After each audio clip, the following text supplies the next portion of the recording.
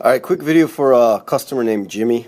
Here's the 4th season bumper that I had sitting in my garage. I actually was going to use this for my convertible, but I actually made another one. It's still in the mold at the shop, so I can sell you this one, and there's no wait. I can actually ship it out Monday and have it to you within 2-3 days, because I just have it in stock. But you can see there's a mold line that needs to be grinded down. I'll probably grind it for you maybe tomorrow. And yeah, you gotta go over all the edges and stuff, make sure there's no air pockets in it.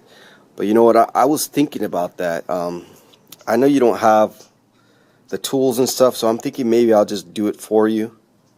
I can even do some little filler work for you, and I'll grind down the edges for you, because I don't sell out of mold anymore. I stopped selling out of mold because most people don't know how to do body work and stuff these days.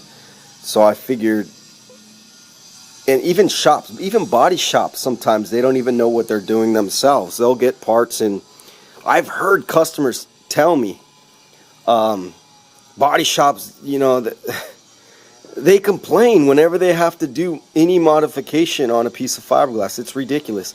I actually talked to Scott Benson today about my dashes, the 3/4 season dash, and he was saying how his body shop guy didn't like the dashes and didn't want to work on them anymore. I'm like, there's really nothing wrong with that dash.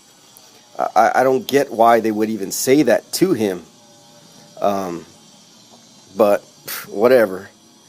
So, what was I saying? Yeah, the shops even of today, the people are lazy. People don't want to have to put any work into anything. They just want to have to do a scuff down and then primer and paint. Nobody wants to go and have to put, put filler in any spots and smooth it out. It just seems like people expect above and beyond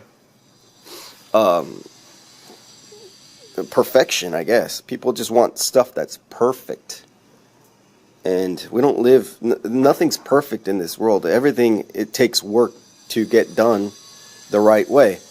And one thing you got to do is check all the edges, make sure there's no air pockets, you know. Go over your edges, make sure there's no hidden air pockets you don't see. And sometimes what I do is I sit it in the sun, make sure there's no air pockets that the sun will heat up. You know, you could see there was one right here and one right here. So once you find a little low spot, you go and, you know, you hit that up with some filler, you sand it, and then you put a little filler there. You usually find just a few spots on a bumper, you know. Even if it's 5 or 6, even if it's a dozen, they're going to be tiny like that.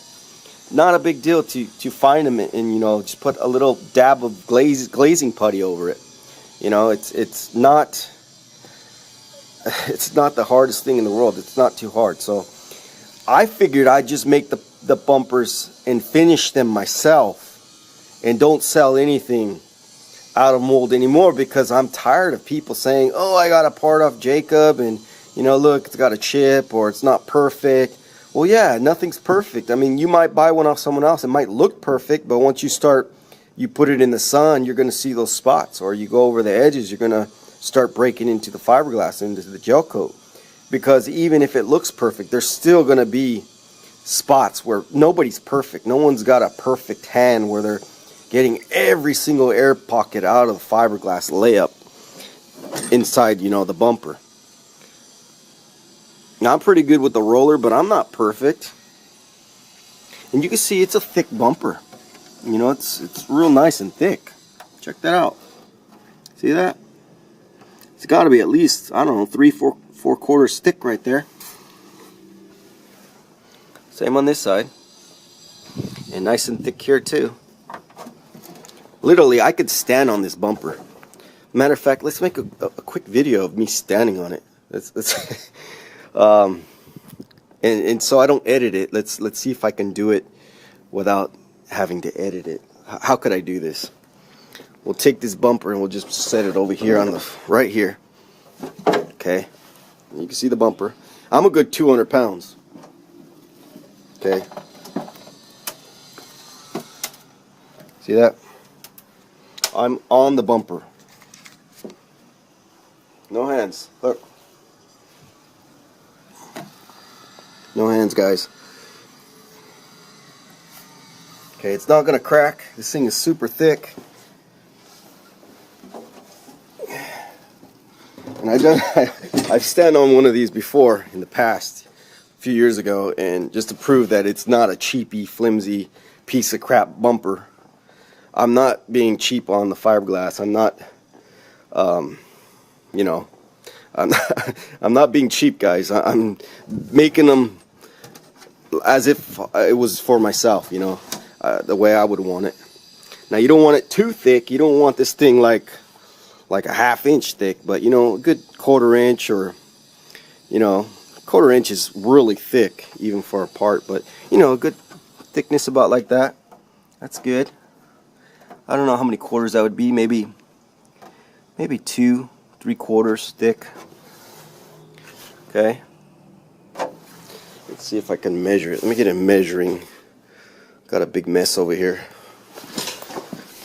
And it doesn't matter thickness too. I mean, thickness is not everything, because some people can put a lot of resin in there and only put a few, you know, a couple layers of thin mat, and it's in and not rolled out too good, and it'll look thick but really flimsy.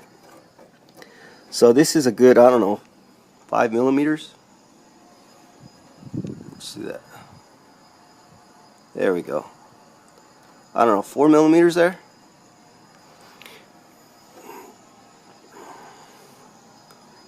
Okay, go on the side here.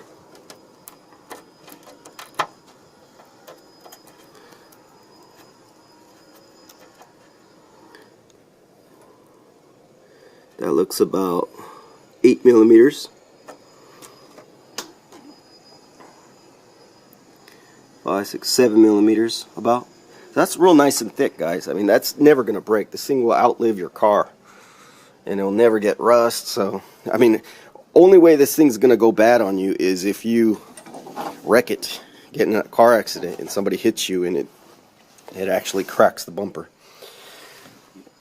But yeah, that's it for this video. Jimmy, I know you're going to like the bumper. It fits pretty good. This is an original bumper that I actually blocked out the top to fit better than what it did in the show.